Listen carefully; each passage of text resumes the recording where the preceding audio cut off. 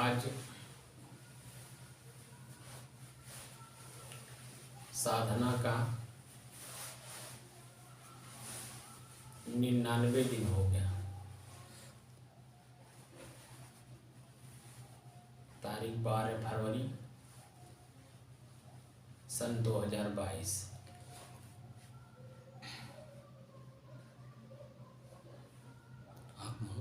ध्यान करो सांस पे।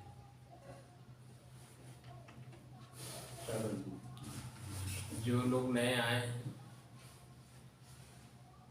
वो सिर्फ अपने श्वास को ही देखें, आंख बंद कर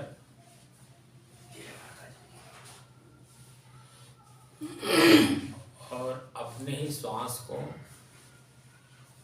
अपने से अलग होकर देखें।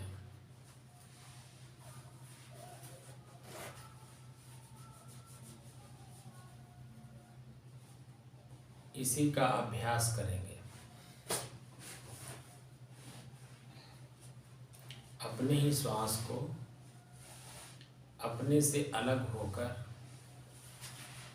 साक्षी और दृष्टा भाव में देखना है। जो आज प्रथम दिन आए हैं उनके लिए सिर्फ आप इसी का अभ्यास करिएगा। मेरा श्वास मेरे से अलग है, मैं इसे देख रहा हूँ। मेरा श्वास मुझे नहीं देख रहा है। मैं अपने श्वास को जान रहा हूँ। मेरा श्वास मुझे नहीं जान रहा है। मैं अपने श्वास को खींच रहा हूँ भीतर की ओर।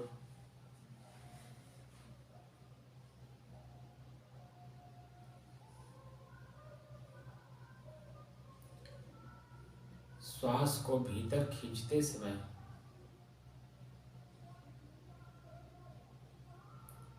श्वास के माध्यम से जो हवा हम अंदर ले रहे हैं वो हवा हमें क्या अनुभव करा रहा है, क्या महसूस करा रहा है। ठंडाई का, गर्मी का या सामान्य भाव।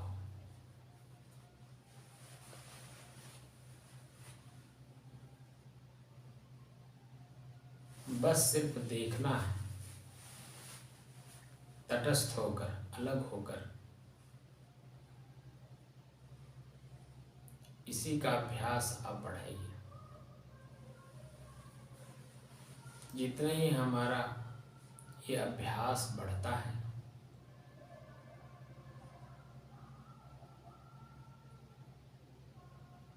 धीरे धीरे बाहरी और भीतरी दोनों तरह का जो मेरे मन के अंदर में भ्रम है वो सब मिट जाता है। और जो वस्तु जैसा है वह हूबहू देखने में भी वैसे आता है, कार्य करने में भी उससे आनंद आता है, उसका उपयोग करने में भी आनंद आता है। बाहरी और भीतरी। बाहर आपके शरीर का जो कर्म है, आँख से देखना, कान से सुनना, जीभ से स्वाद लेना, भोजन करना, चलना, हाथ से लेना है, हाथ से देना है, कब किसकी जरूरत है उसका उपयोग, उसका प्रयोग करने से जो मन की शांति का अनुभव होता है वह स्वयं आपको अनुभव होगा।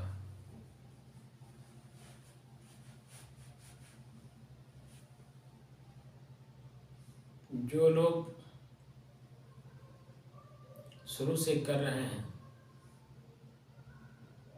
आज उनके लिए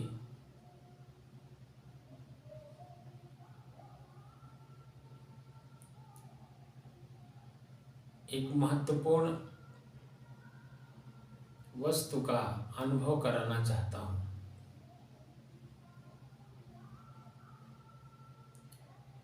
हम लोग सद्गुरु कबीर के बताए हुए सहज मार्ग का उपयोग कर रहे हैं। सहज मार्ग, सहज समाधि।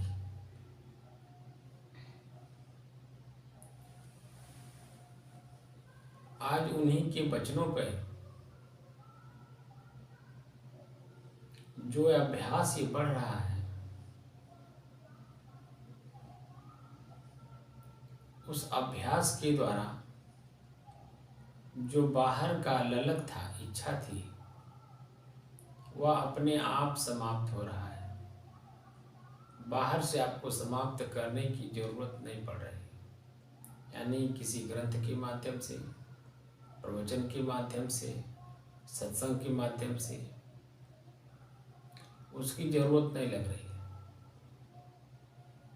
अब तो सिर्फ एक ही चीज लगता है कि बस सिर्फ शांत होकर के बैठिए। अब जो मैं प्रवचन करता हूँ, प्रवचन तो नहीं करता हूँ, स्ववचन बोलता हूँ, लेकिन इसे प्रवचन ही कहा जाएगा।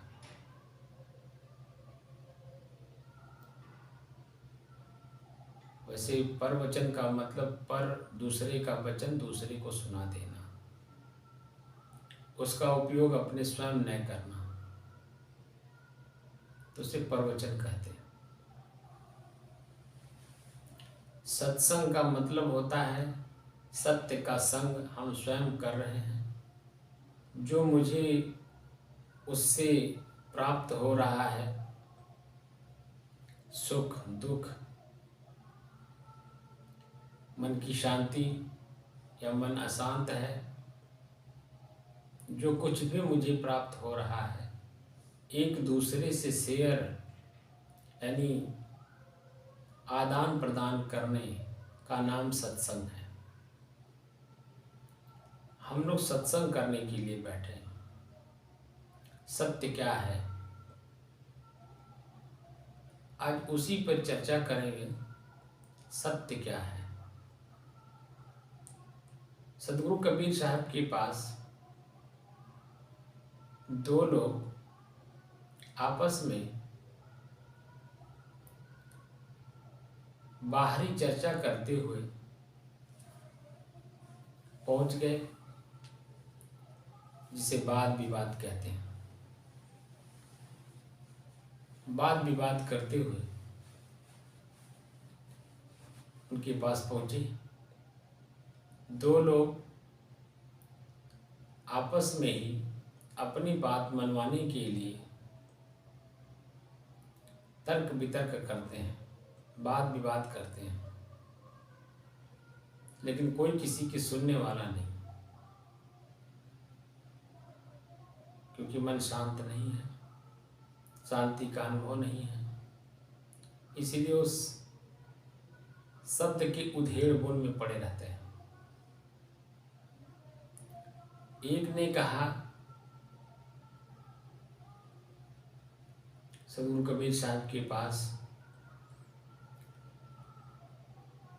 कि भगवान एक है। दूसरे ने कहा नहीं, भगवान दो हैं। अब इस विवाद को लेके आपस में टकराहट हो रही थी।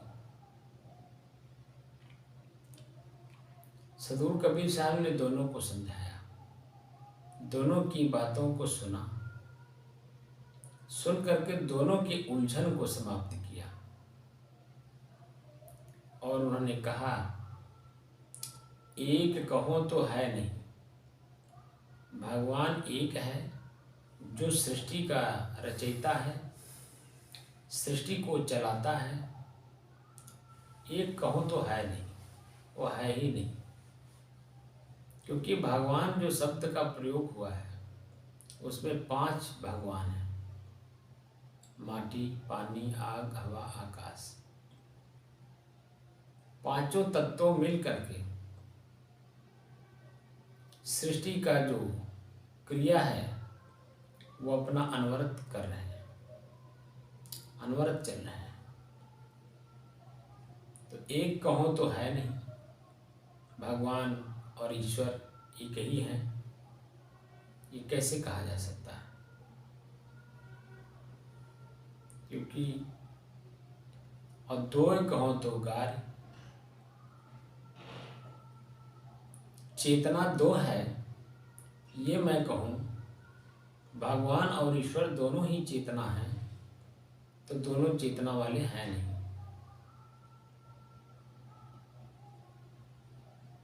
दोनों ही नहीं है। एक कहो तो है नहीं, दो कहो तो गारी, यानी गाली जैसा लगता है, अपभ्रंश लगता है। आगे कहते हैं श्वास श्वास सुमिरन करो, वृथा श्वास मत खोए, ना जाने किस घड़ी में आवन होए न होए। इस साखी के माध्यम से एक ही बात कहते हैं कि अपने श्वास को अपने से अलग होकर देखने का अभ्यास करो, तो दूसरी बात समझ में आ जाएगी। दूसरी बात क्या है? एक कहो तो है नहीं, दो कहो तो गार। दूसरी लाइन में कहते हैं है जैसा रहे तैसा, कहीं कबीर विचार। आप क्या हैं ये बात बिल्कुल समझ में आ जाएगा कि आप जैसे हैं बस वैसे रहिए। आप में कोई मिलावट नहीं है, शुद्ध है। अंग्रेजी में प्योर कहते हैं, हिंदी में शुद्ध। आपकी अपनी शुद्धता में कोई बनावट नहीं है, कोई मिलावट नहीं है, किसी प्रकार की कोई अशुद्धता नहीं है। लेकिन अपनी शुद्धता का हमें स्वयं बोध नहीं है, जानकारी नहीं है, क्योंकि हमने प्रज्ञा नहीं जगाई। ज्ञान तो है बाहरी दृष्टि से, व्यवहारिक दृष्टि से। हम अपने शरीर को हम मान करके काम करते हैं। 10 लोग आपस में बैठे हों, एक एक करके आए हों, कुछ देर बैठने के बाद जब अपने घरेलू व्यवहारिक कोई चीज़ें याद स्मरण में आ गई तो एक एक करके वापस आदमी लौट जाता है, ये हमें कुछ काम करना है। हो आज बस इतना है। किसी भी तरह के मनोरंजन करते हैं और जब घरेलू कोई बात स्मरण में आता है तो अकेले ही उठ के चलते हैं, क्योंकि उन्हें पता है मुझे करना है, मेरे अलावा कोई कर नहीं सकता। तो उस समय में अपने आप का बोध होता है, लेकिन शरीर के माध्यम से।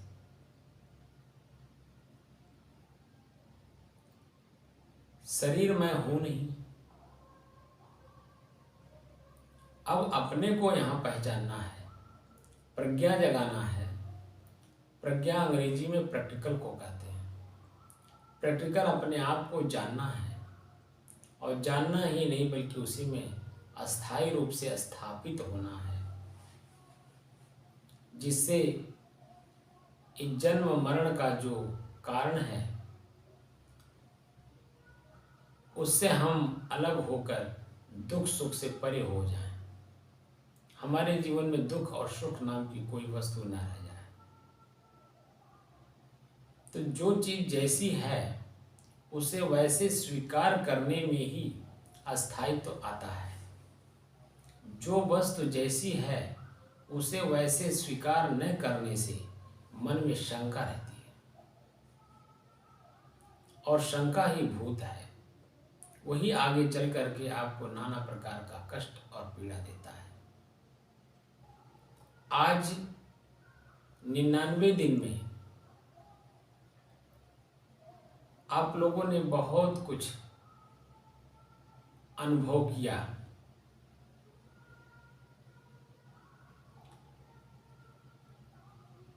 और बाहरी जिन वस्तुओं में, जिन व्यक्तियों में, जिन स्थानों में, जिन पुस्तकों में मन उलझा हुआ था, अब धीरे धीरे वो उलझन अपने आप समाप्त हो रहा है, और जो वस्तु जैसी है वो हूबहू एकदम समझ में आ रहा है। अब समझते समझते काफी कुछ समझ गए हैं। अब श्वास को जब आपने अलग देखा, श्वास समझ में आ गया, श्वास के माध्यम से जो आनंद, गुदगुदी, शीतलता, गर्मी, खिंचाव, शुष्कपना नाक को महसूस हुआ, वह आपने देखा। श्वास को लेने की कला आपने जाना, श्वास को छोड़ने की कला आपने देखा। श्वास आप लेते हैं, वर्तमान समय में ठंड का महीना चल रहा है तो हवा में ठंडाई है। आप जैसे हवा अंदर खींच रहे हैं, ठंडाई का अनुभव करा रहा है, और साथ साथ गुदगुदी का भी अनुभव करा रहा है।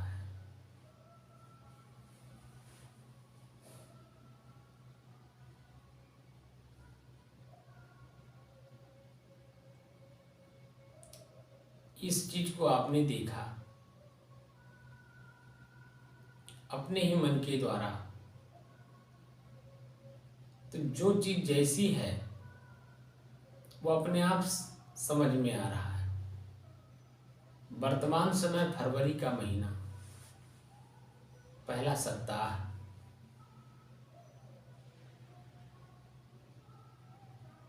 वातावरण में ठंडाई है, श्वास को हम खींच रहे हैं, श्वास के माध्यम से हमें यह महसूस हो रहा है जो जैसा है, हवा बिल्कुल ठंडाई में है, मैं अंदर खींच रहा हूँ, नाक के ऊपरी हिस्से में, नाक के भीतरी हिस्से में हमें गुदगुदी का अनुभव करा रहा है। एकदम हूबहू समझ में आ रहा है।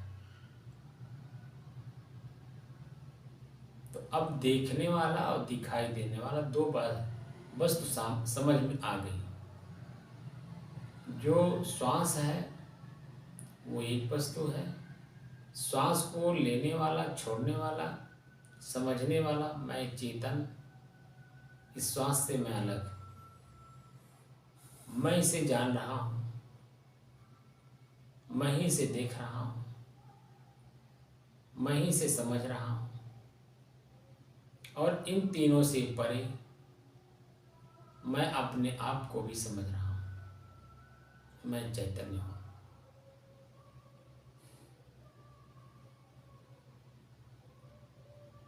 अपनी चेतना का बोध हो रहा है कि मेरे जागृत होने से ही सृष्टि का जागरण है। मैं अपने आप को हल्की नींद में ले लें तो सारा संसार जागृत होते हुए भी मेरे लिए सुप्त है, सोया हुआ है। मैं जागृत हूँ, चैतन्य हूँ, सब कुछ चैतन्य है। मेरे शरीर के सभी अंग अपने आप में क्रियाशील हैं। मेरे उपस्थिति मात्र से मैं इन सब का जानने वाला, इनका उपभोग करने वाला और इन सब से परे है जैसा रहे तैसा, मैं जैसा हूँ महसूस हो गया, जानकारी हो गई एक साधन के माध्यम से। वो साधन है ईश्वर। ई प्लस स्वर, ई माने स्वर माने श्वास। अपने ही श्वास का बार बार अभ्यास करने से, जिसको पतंजलि योग दर्शन में प्राणायाम कहा गया है, हमने अपने ही प्राण, अपने ही श्वास को बार बार देखने का अभ्यास किया। जो वस्तु जैसी है, जहाँ है, जिस रूप में है, सब समझ में आ रहा है। महात्मा बुद्ध जी ने विपश्यना के माध्यम से, विपश्यना पश्यति मीन्स देखना होता है, भी विशेषण लगा दिया। किसी चीज को देखने से पहले या देखते समय विशेष प्रकार से देखना। तो श्वास को दिखाते हैं, श्वास को देखते देखते जब मन एकाग्र हो जाता है तो अपने शरीर को दिखाते हैं। शरीर आपका माटी, पानी, आग, हवा, आकाश का बना हुआ है। इनको देखो, इनको जानो, इनको समझो। धीरे धीरे धीरे धीरे सब गति समझ में आ जाती है। तो ये बाह्य दृष्टि से देखने से अपनी चेतना का जो जैसा है वैसा समझ में नहीं आता, क्योंकि देखने का कला तो आई, महसूस करने की कला नहीं आई। सदगुरु कबीर साहब अपने बीजक में जितने भी साधक, धर्म मार्गी, धर्म मार्गावलंबी लोग थे, वो कहाँ तक पहुँचे थे अंदरूनी रूप से, उनको जानने के बाद पहले तो उन्होंने अपने आप को जाना, अपने आप को समझा और अपने आप में दृढ़ता के साथ स्थापित किया। उसके बाद जो धर्म के नाम पर अपनी मनोवृत्तियों को मनवाना चाह रहे थे, उनका उन्होंने कटाक्ष किया।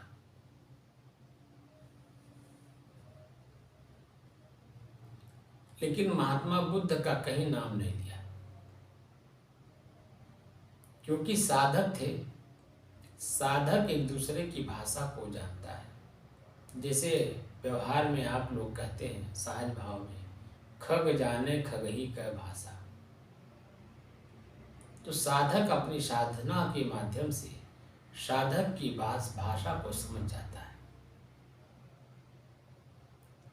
अब यह विधि सभी विधियों में मूल विधि है, जिसको अंग्रेजी में बेस कहते हैं, हिंदी में नींव कहते हैं। 112 विधियों में 111 विधियां इससे परे जाकर के बाह्य लक्ष्य को प्राप्त करने में सहायक होती हैं, बाह्य लक्ष्य प्राप्त करने में। लेकिन ये विधि आपको अपने आप को जानने का जो आंतरिक व्यवस्था है, जो आंतरिक ज्ञान है, समझ है, देखने की कला है, वह आपको समझाता है, बताता है और उसी में स्थापित करता है। वह साधन है ईश्वर। इस साधकों के लिए है जो अपने मन को साधने के लिए उत्सुक हैं, उनके लिए। क्योंकि यहाँ पर अंदर की यात्रा करना है, अपने आप को जानना, अपने आप को पहचानना और अपने आप में ही शांत होना है, स्थित होना है। तो जो सही मार्ग है, सही रास्ता है, सही साधन है। जब हम उसका उपयोग करेंगे तभी हम सकुशल वहाँ पहुँच पाएंगे। हम नई रास्ता बनाने की कोशिश करेंगे तो उसमें देर भी लगेगा, परेशानी भी होगी, दुख भी होगा। जब रास्ता पहले से बना हुआ है, सिर्फ उसका उपयोग करना है और आनंद पूर्वक सकुशल होकर अपने मंजिल को जाना है। उसका उपयोग हम नहीं कर रहे हैं। अलग से एक सड़क बनाकर, एक मार्ग बनाकर हम चलना चाहते हैं तो उसमें अनेकों प्रकार के कष्ट होंगे ही। वर्तमान में जो पहले से बनी हुई सड़क है, जिसका हमें सिर्फ उपयोग करना है, वह भी बनाते समय जो महापुरुष बनाए होंगे उसमें भी बहुत कष्ट हुआ होगा, बहुत पीड़ा हुई होगी। रास्ता बनाना इतना आसान नहीं होता है, लेकिन उन लोगों ने कितनी कितनी कठिनाइयों को सह करके, परेशानियों को सह करके, दिन रात एक करके उस रास्ता को बनाया, हमारे आपके उपयोग के लिए ही। लेकिन हम लोग उनका उपयोग करना नहीं चाहते हैं। उनका उपयोग करके अपनी मंजिल को सकुशल जाना नहीं चाहते हैं। तो नई सड़क बनाकर वहाँ हम जाना चाहते हैं। तो नई सड़क बनाने में आपके अपने पास न संसाधन है, ना ही उतना सामाजिक शक्ति है कि जिसे आप बना करके अपनी मंजिल को जा सकें। तो जो बना हुआ है उसी का उपयोग करना है। सदगुरु कबीर साहब ने भी बने बनाए हुए मार्ग का ही अनुसरण किया है और उसी के माध्यम से हमारे आपके बीच में सहज भाव में अपनी बात को रखा कि सड़क पहले से ऑलरेडी है, सिर्फ उसका प्रयोग करना है। प्रयोग कैसे करना है ये कला सीख लीजिए और उसका उपयोग करिए। अपनी मंजिल को आराम से जितने जल्दी आप जाना चाहते हैं उतने जल्दी पहुंच करके आप अपने आप में संतुष्ट हो जाइए। जो बनी बनाई सड़क है, मार्ग है, उसका उपयोग करेंगे तो जल्दी पहुंचेंगे। अलग से सड़क बना करके चलने की कोशिश करेंगे तो कई जन्म बीत जाएंगे।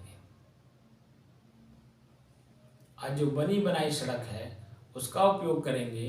इसी जीवन में पूरा जीवन भी नहीं देना है, जितनी दूरी मंजिल तय करने की ललक होगी उतनी देरी में आप पहुंच जाएंगे। दिल्ली जाना है, सड़क मार्ग से जाना है तो 15 से 20 घंटे। रेल मार्ग से जाना है उसमें भी 15 से 20 घंटे।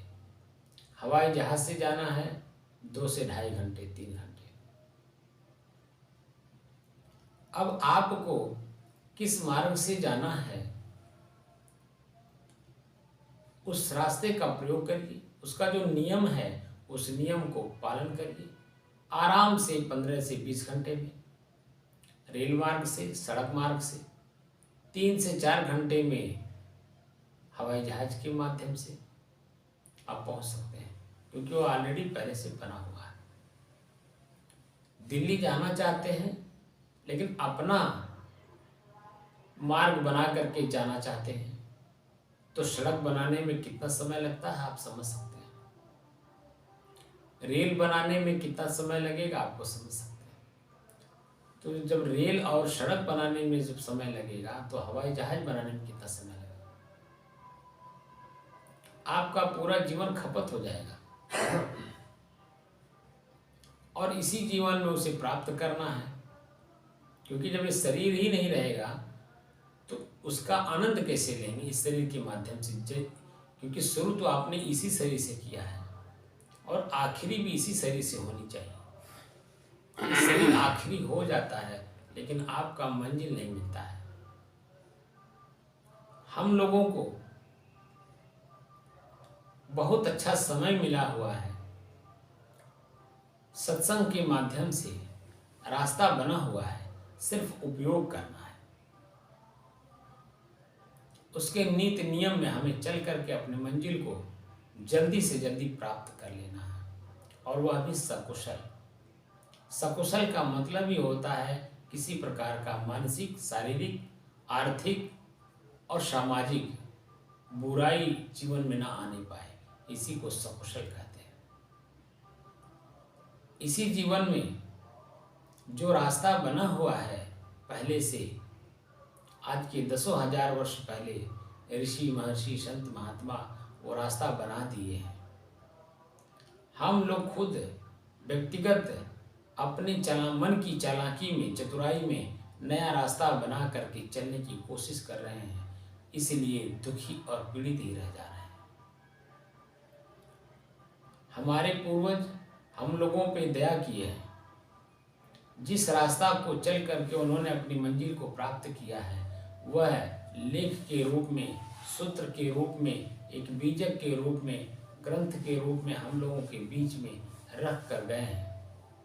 अब हम उस रास्ते को प्रयोग करना नहीं चाहते हैं, इसलिए दुखी और पीड़ित हैं। नए नए रास्ते का उपयोग करते हैं, अपने भी भटकते हैं और अन्य लोगों को भी भटकाते हैं। इसलिए मेरा अनुरोध है, जो साधक हैं, वास्तव में अपनी मंजिल को जाना चाहते हैं, आत्मा को जानना चाहते हैं, पहचानना चाहते हैं, देखना चाहते हैं, छूना चाहते हैं, छू करके बल्कि उसी में स्थापित होना चाहते हैं, अपने आप में वापस पुनः लौटना चाहते हैं, तो ईश्वर शब्द का प्रयोग करिए और अपने ही श्वास को प्राणायाम के माध्यम से धीरे धीरे चलिए। जब भी, जहाँ भी, जैसे भी, जिस रूप में भी आपको समय मिले, तुरंत इसका उपयोग करिए। आपका अपना श्वास तेज गति से चल रहा है, यानी ब्लड प्रेशर बढ़ा हुआ है। अपने ही श्वास को जैसे आप देखेंगे, आपका ब्लड प्रेशर, आपका श्वास जो तेज चल रहा था, वह अपने आप धीमी गति में आ जाएगा, अपने आप में बैलेंस कर लेगा। जैसे ही आप देखना शुरू करेंगे, आपको बाहर से किसी टैबलेट की ज़रूरत नहीं पड़ेगी। बस 10 मिनट का समय अपने आप के लिए दीजिए, एकांत में बैठ जाइए और अपने मन को अपने श्वास पर लगा दीजिए।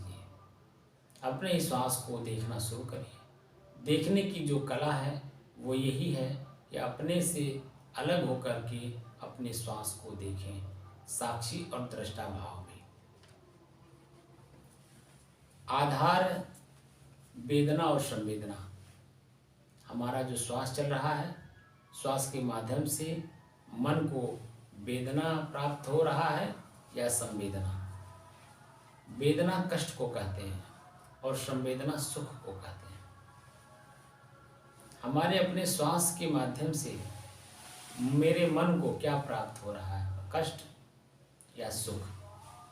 वेदना कष्ट, संवेदना सुख। मुझे क्या अनुभव हो रहा है, क्या आभास हो रहा है, इसे ही देखते देखते आप अपने आप को समझ जाएंगे। तो जो भ्रम हमारे मन मस्तिष्क पाल रखा है, अपने आप कन्फर्म होते हुए, स्पष्ट होते हुए, एकदम अपने घर में लौटकर अपने आप में स्थित होकर एकदम तृप्त हो जाएंगे। फिर आपको अलग से कोई रास्ता बनाने की जरूरत नहीं। रास्ता से जो कष्ट उत्पन्न होने वाला था वो से आपको प्राप्त होगा नहीं। एकदम आपका जीवन प्रफुल्लित, प्रसन्नचित, आनंदित, मस्त मौला। इसी को प्राप्त करने के लिए अनेकों क्षेत्रों से अनेकों बुद्धिजीवी लोग जब अपने जीवन में उन्होंने कष्ट, बाहरी कष्ट को देखा, तो सुख को प्राप्त करने के लिए रास्ता तो चले, जितना चल पाए उतना उन्होंने अपनी बात को समाज के बीच में रख करके गए कि मैं यहाँ तक पहुँचा हूँ। कोई चित्र के माध्यम से, कोई त्राटक के माध्यम से, कोई नाद बिंद देखने से, कोई अनाहत नाद सुनने से, जितना जो मंजिल का प्रयोग किया, जितना चला उतने का उपयोग करके और वहाँ तक जा करके समाज को बता के गए। और जो साधक वास्तव में साधक थे, इन सभी साधनों का उपयोग करते हुए आगे बढ़ते गए। उन्होंने 4 लेन बनाया कि सरपट इसी पे दौड़ लीजिए, और वह ईश्वर। अपने ही श्वास को अपने से अलग होकर के सिर्फ दृष्टा और साक्षी भाव में देखना है। धीरे धीरे धीरे धीरे अपने आप का बोध हो जाए, जो जैसा है सब समझ में आ जाएगा। तो एक कहो तो है नहीं, दो कहो तो गारी, है जैसा रह तैसा, कहीं कबीर विचार। एकदम अपनी मस्ती में आ जाएंगे, वहाँ मन का कोई गति नहीं होगी। जब मन की गति नहीं होगी, वाणी नहीं होगी, सुनने की शक्ति भी अपने आप में बिल्कुल शांत हो जाएंगी। ये अंदर की यात्रा है, ये बाहर की यात्रा को रोकना पड़ेगा, बाहर की क्रियाओं को रोकना पड़ेगा और अंदर की क्रिया को जागृत करना पड़ेगा। उस मंजिल को स्वयं अंदर की यात्रा करके चलना पड़ेगा। चल करके जो मंजिल प्राप्त होता है, उसका जो आनंद है, वो शब्दों में बयान नहीं किया जा सकता। रास्ता चलते का तो बयान किया जा सकता है। यहाँ ये पड़ाव आया, उस पड़ाव पे हम रुक करके ये खाए, ऐसे ऐसे स्थान को देखा, ऐसे ऐसे आदमी को देखा, ये सब की व्याख्या किया जा सकता है। लेकिन मंजिल पर पहुँच करके, जिस मंजिल को आप प्राप्त करना चाहते हैं, वहाँ पहुँच करके किससे आप चर्चा करेंगे? चर्चा करने का कोई समय ही नहीं है। वहाँ तो बस जिस काम के लिए गए हैं वो काम करने की ज़रूरत है, न कि व्याख्या करने की ज़रूरत है। और ये सहज आप लोग प्रतिदिन उपयोग करते हैं, परंतु आंतरिक रूप से जानकारी न होने के नाते आप बाहर की क्रिया में भटक जाते हैं। संतुष्टि नहीं मिल पा रही है और संतुष्टि ही आप खोज रहे हैं। अपने आप में तृप्त हो जाए, तृप्ति ही आप खोज रहे हैं कि दोबारा उस काम को न करना पड़े। तो जो अध्यात्म है वो खोज हुआ है दुख नाम की वस्तु पर। दुख कितने प्रकार के हैं, तो जितने प्रकार के दुख समझ में आए उतने प्रकार के सॉल्यूशन भी ऋषि महर्षि संत महात्माओं ने दिया है। वो हमारे आपके पूर्वज ही हैं। और मूल रूप से मोक्ष प्राप्त करना चाहते हैं, यानी सदैव के लिए दुख रूपी जो वस्तु है उससे अपने आप को अलग करना चाहते हैं। तो जब मोक्ष प्राप्त करने की बात आई तो जन्म और मरण ये 2 दुख समझ में आया। तो जन्म होगा तो मृत्यु का भय होगा ही, मरना है। जन्म से और मृत्यु के बीच में सुबह से शाम तक प्रतिदिन हम लोग जन्मते हैं और मरते हैं, यानी प्रसन्नचित होते हैं और दुखी भी होते हैं। इन सब चीज़ों से अपने आप को बचा करके अपने आप में स्थापित होना चाहते हैं, जिसका खोज हमसे पूर्व 10,000 वर्ष पूर्व हमारे ऋषि महर्षि संत महात्मा समाज के जो बुद्धिजीवी वर्ग थे उन लोगों ने इस पर खोज किया, चिंतन किया, मनन किया, समय दिया, पूरा पर्याप्त समय लगा करके उन्होंने खोज किया।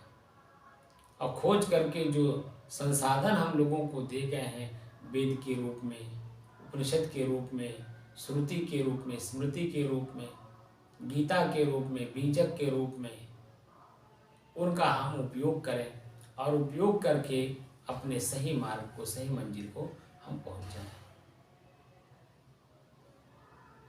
अपने आप में तृप्त हो जाए। तो सदगुरु कबीर यही कहना चाहते हैं, है जैसा रहे तैसा, कहीं कबीर विचार। जैसे हो आप वैसे अपने आप में स्थापित हो जाओ। यहाँ तक जाने के लिए इसके पहले उन्होंने एक लाइन लिखी है, तन थिर मन थिर सूरत नीरति थिर होय, कहीं कबीर ता पलक ही कलप बराबर होय। तन थिर, तन मन शरीर, हम लोग साधना की दृष्टि से बैठे हैं, हमारा शरीर एकदम बिल्कुल स्थिर होना चाहिए, शांत होना चाहिए। तन थिर मन थिर, और मन भी स्थिर होना चाहिए। इसमें जो दर्द महसूस होता है, सबसे पहले जब हम बैठते हैं तो मन बहुत चंचल होता है, उसे एकाग्र करना होता है। एकाग्र करने का साधन है अपने ही श्वास को अपने से अलग होकर के देखना। जब बाहर की चंचलता मन की खत्म हो जाती है तो अपने शरीर पर आता है। उस शरीर पर जब आएगा तो दर्द महसूस कराएगा, यहाँ दर्द, वहाँ दर्द, यहाँ खुजली, वहाँ खुजली, यहाँ नरमी, यहाँ गर्मी, अपने शरीर में हमको सब अनुभव कराएगा। लेकिन इसको भी सिर्फ दृष्टा और साक्षी भाव में देखना है, अलग होकर के, कि मेरे शरीर में कहाँ खुजली हो रही है, कहाँ दर्द हो रहा है, कितना हो रहा है, कैसे हो रहा है, किस रूप में हो रहा है, बस इसे देखना है। तो जैसे इसे देखने की शुरुआत करेंगे, थोड़ी देर के बाद आप देखेंगे वहाँ दर्द आपको महसूस होगा ही नहीं, फिर दूसरे जगह दर्द महसूस कराएगा। ऐसे करते करते आपको भ्रमित करता है, आपके शरीर में ही आपको अनेकों जगहों पर दर्द, खुजली, खिंचाव, तनाव, गीलापन, सूखापन, ये सब आपको अनुभव कराएगा। क्योंकि अंदर जाने नहीं देता है, मन बहका हुआ है, और मन कब से बहका है पता नहीं है। अब मन को अपने बस में करना है। जैसे पहले कोई पशु आप बांध कर खिलाए हों और किसी कारणवश छूट गया हो, और छूट जाने के बाद वो कई सालों तक छूटा रहा हो, और फिर पुनः उसे आप बांधने की कोशिश करेंगे तो बंधने नहीं चाहता है। ये तो सहज आप देखते हैं। ऐसे ही हमारा मन पशु हो गया है, ये बंधना नहीं चाहता है, आपके अधीन होना नहीं चाहता है, बल्कि आपको अपने अधीन रखना चाहता है। आपकी चेतना से ही आपका मन भी चैतन्य है, लेकिन चेतना में लौटना नहीं चाहता है। आपकी चेतना को बल्कि और भ्रमित किए रहता है, ताकि वहाँ हमें जाना ना पड़े, हमें बंधना ना पड़े, हमें एक जगह स्थिर न रहना पड़े। जो कि चेतना जैसे सूरज एक जगह स्थिर है और प्रचंड अग्नि के रूप में दहकता हुआ गोला है, ऐसे ही आपका जो चेतना है वह स्थिर है, और चेतना अपने आप में प्रचंड है। उसमें कहीं कोई मिलावट, रुकावट, हरासमेंट है ही नहीं, बिल्कुल शुद्ध है और प्योर है। बस अपनी चेतना में ही हमें वापस लौटना है। तो है जैसा रहे तैसा, कहीं कबीर विचार। तन थिर मन थिर, तन को स्थिर करिए, मन को स्थिर करिए। सुरत निरत थिर हो। सुरत जो क्रिया है, अच्छी क्रिया, और निरत बुरी क्रिया। रथ क्रीड़ा को कहते हैं, क्रिया को कहते हैं। तो सुरति सुंदर रति, और निरति बुरी रति, बुरी क्रिया। अच्छी क्रिया से मन प्रफुल्लित प्रसन्नचित होता है और करता है। निरति अच्छी क्रिया में बुरी क्रिया का जो आभास होता है, तो करता तो है, भयभीत होकर के करता है। उसका परिणाम जब सामने आता है तो पश्चाताप करता है, सर पे हाथ धर करके रोता है, गिड़गिड़ाता है, पश्चाताप करता है। तो इन दोनों से परे तन थिर मन थिर, सुरति निरति थिर हो, कहीं कबीर ता पलक ही कल्प बराबर। जिस क्षण, जिस पल, जिस दिन आप इसका अनुभव कर लेंगे, वह जागृत अवस्था आपकी एक कल्प के बराबर है। कल्प 4 अरब 32 करोड़ वर्ष को कहते हैं। हमारा आपका जीवन मात्र अगर देखा जाए तो 100 साल की सिर्फ है। जीवेम सरदा शतम, वेद में लिखा है कि जीवेम सरदा शतम, हम 100 साल जिए। 100 साल की अपनी जिंदगी मानकर मनुष्य ने 25-25 साल का 4 व्यवस्थाएं दिया है। ब्रह्मचर्य, गृहस्थ, वानप्रस्थ और संन्यास। ये 4 व्यवस्थाएं 100 साल को मान करके ही की गई हैं, ताकि अपने मन को आप सहज भाव में धीरे धीरे शांत कर सकें। आगे कहा जाता है कि पल पहाड़ की खबर नहीं, धाव यामे क्या हो, आगे की आशा करत काल हसत मुख मोह। आशा परमम दुखम, नैरास्यम परमम सुखम।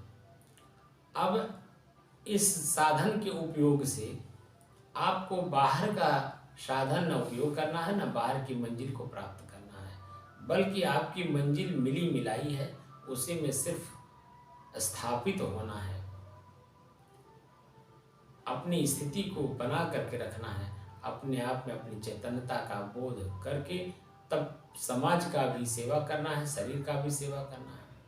क्योंकि जब तक आप शरीर में रहेंगे तब तक यह मन कब कहाँ कैसे भ्रमित कर देगा, किस रूप में भ्रमित कर देगा, आपको पता नहीं। इसलिए जब तक इस शरीर में है तब तक इस साधना के माध्यम से अपनी स्थिति को बड़ी गंभीरता से संभाल कर लेकर के चलना होगा।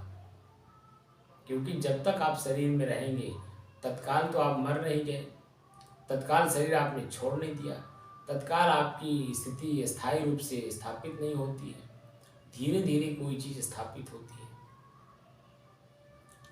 तो आगे आपका शरीर है ये भी भ्रमित करने वाला, आपका मन तो है ही साथ साथ आपको भ्रमित करने वाला। इस समाज की अच्छाई और बुराई भी आपको भ्रमित करती है, अच्छे बुरे लोग भी आपको भ्रमित करते रहते हैं। अगर आप में अपनी दृढ़ता नहीं है तो कब कहाँ आप भटक जाएंगे कुछ पता नहीं है।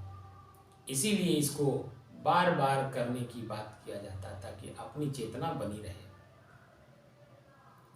तो है जैसा रहे तैसा, कहें कबीर विचार। सदगुरु कबीर कहते हैं मैं बहुत विचार पूर्वक कह रहा हूँ, तुम जैसे हो वैसे स्थापित रहो, ना 1 में जाओ ना 4 में जाओ, कहीं मत जाओ, तुम जैसे हो बस उसे समझकर उसी में स्थिति अपनी बनाए रखो। जब तक इस शरीर में रहो एकदम आनंद पूर्वक रहो। अब इससे आगे कोई मंजिल है ही नहीं जहाँ तुम्हें जाना है। तुम्हारी अपनी मंजिल अपने आप में है, अपनी तृप्ति में है।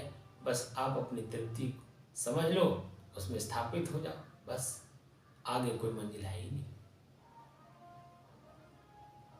अगर आप बाहर की मंजिल चलने की कोशिश करेंगे तो आप भटक रहे हैं। फिर जन्म मरण का जो मूल कारण है उससे बच नहीं पाएंगे। जब जन्म होगा तो पीड़ा होगी ही, भय होगा ही। जन्म हुआ मृत्यु का भय, और जन्म और मृत्यु के बीचों में अनेकों भय, अनेकों दुख, अनेकों पीड़ा। सुख क्षणिक मिलेगा थोड़े समय के लिए, लेकिन दुख अपार मिलेगा।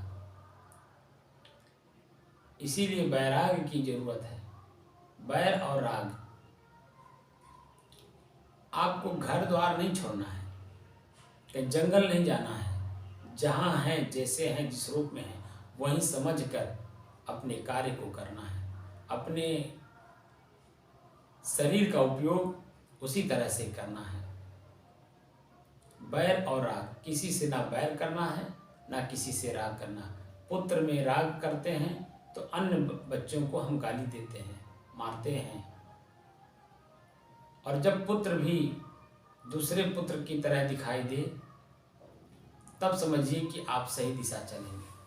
सभी पुत्र आपके हैं, सभी भाई आपके हैं, सभी संसार के लोग आपके अपने हैं। वह भी सुख चाहते हैं जैसे आप चाह रहे हैं वैसे। तो जब अपनी सुख की स्थिति में हम समाहित हो जाते हैं तो दूसरे का दुख भी समझ में आ जाता है, तो वहाँ करुणा जगती है। वहाँ अपने पराये का ज्ञान ही नहीं होता है। सब मेरे अपने हैं और सभी मेरे जैसे दुखियारे लोग हैं। और हम सुखी हो गए।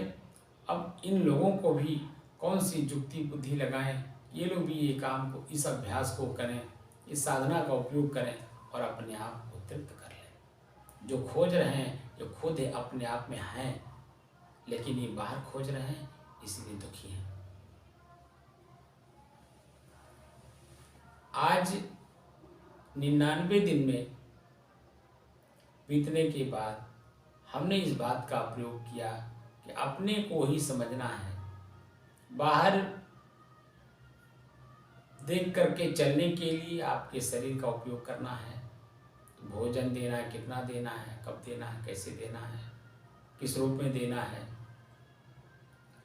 आँख से देखना है, देख करके हमारे मन पर क्या प्रभाव पड़ रहा है।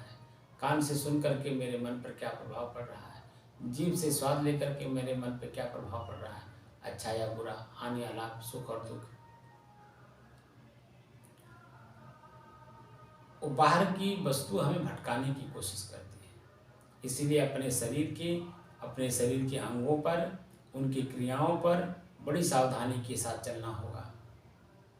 नहीं तो ये आपकी इंद्रियां आपको आज तक तो भटकाई ही हैं और आगे भी भटकाएंगी। इसलिए मेरा ही नहीं, सभी ऋषि महर्षि संत महात्माओं का यही आदेश है, यही उपदेश है कि सतर्कता और सावधानी पूर्वक अपनी मंजिल को आप चलें। बताते हैं कि बनिया अपने ही गुड़ को चोरी से खाता है। ये बात सूत्र के रूप में हमारे पूर्वज हम लोगों को व्यवहारिक रूप से दिए हैं। वही चीज़ यहाँ हमारे आध्यात्मिक रूप से हमारे ऋषि महर्षि भी कहते हैं, अपनी साधना को ऐसे करिए कि आपका साधना भी हो जाए, सामने वाला समझ भी ना पाए। आपका मन शांत रहे, शीतल रहे, आपका व्यवहार भी सुचारू रूप से हो जाए, आपका लक्ष्य पूर्ति होने में कोई दिक्कत ना हो, परेशानी ना हो। एकदम सहज भाव में रहिए। सहज भाव में रहने में ही आपकी हर परेशानी का, हर समस्या का समाधान आपको मिल जाएगा। आप खुद सक्षम हो जाएंगे। बस सिर्फ अपने श्वास का सहारा ही प्राइमरी स्टेज है। श्वास का सहारा, श्वास का अभ्यास, ये प्राइमरी स्टेज है। अंतिम स्टेज है अपने आप को समझकर, अपने आप में स्थापित होकर, और जब तक हम इस शरीर में रहें तब तक हम समाधि एक शक्ति है, उस शक्ति का प्रयोग करें। वैराग्य एक शक्ति है, उस शक्ति का प्रयोग करें। समाधि और वैराग्य, समता, शंकर, ये एक ही साधन के कई नाम हैं। हमें व्यवहार करना है तो किसी के साथ दुश्मनी ना हो, किसी के साथ मित्रता ना हो, प्रेम इतना प्रगाढ़ ना हो जाए कि उसके बिना हम रह न पाए, दुश्मनी इतनी प्रगाढ़ ना हो जाए कि वो मेरे सामने खड़ा कैसे है, ये भाव न उत्पन्न होने पाए। ये सृष्टि सबकी है, पंच प्रकृति सबकी है, सभी चेतना के लोगों को इसका उपयोग वो कराती है और उसी में सबको समाहित भी कर लेती है। तो ये सबका है, सब इसके हैं, इस पर सबका अधिकार है और सब पर सबका अधिकार है। ये भाव उत्पन्न हो जाता है तो जो संसाधन है उसका उपयोग करने में आनंद आता है और अपनी मस्ती में हमेशा बरकरार रहते हैं। यही हमारी अंतिम पड़ाव है।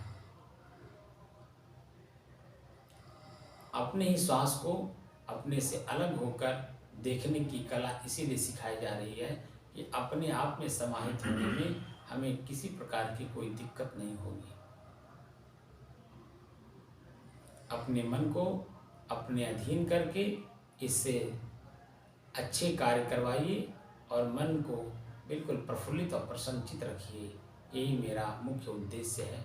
मेरा ही नहीं बल्कि हमारे ऋषि महर्षि संत महात्माओं का ये उद्देश्य है कि सभी प्राणी सर्वे भवन्तु सुखिनः, सभी लोग सुखी हो, सर्वे भद्राणि पश्यन्तु माँ कश्चित् दुर्भाग् भवेत्।